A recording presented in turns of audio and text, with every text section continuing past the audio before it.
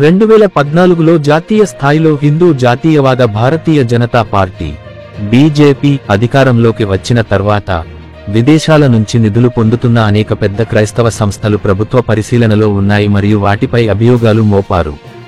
అపహరణ మరియు ఇతర అవినీతి ఆర్థిక విధానాలతో ఇటీవల ఈ సంస్థలు చాలా చట్టవిరుద్ధమైన మత మార్పిడి కార్యకలాపాలకు పాల్పడుతున్నాయని ప్రభుత్వం పేర్కొంది. భారతదేశంలో పనిచేస్తున్న కొన్ని ప్రభుత్వేతర సంస్థల విదేశీ నిధులను నిరోధించడానికి భారత హోం వ్యవహారాల మంత్రిత్వ శాఖ మొదటిసారిగా చట్టవిరుద్ధమైన మత మార్పిడి కార్యకలాపాలను జాబితా చేసింది. విదేశాల నుండి నిధులు పొందే భారతీయ సంస్థలు తప్పనిసరిగా foreign contribution regulation act (FCRA) కింద క్లియరెన్స్ లైసెన్స్ కలిగి ఉండాలి.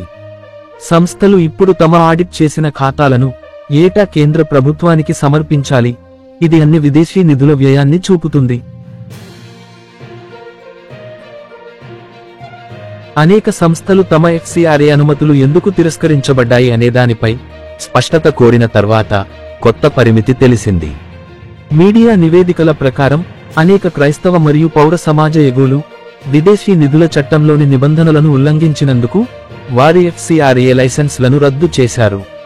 ఈ సంవత్సరం ప్రారంభంలో మంత్రిత్వ శాఖ think tank Centre for Policy Research (CPR) యొక్క FCRA లైసెన్స్ను రద్దు చేసింది.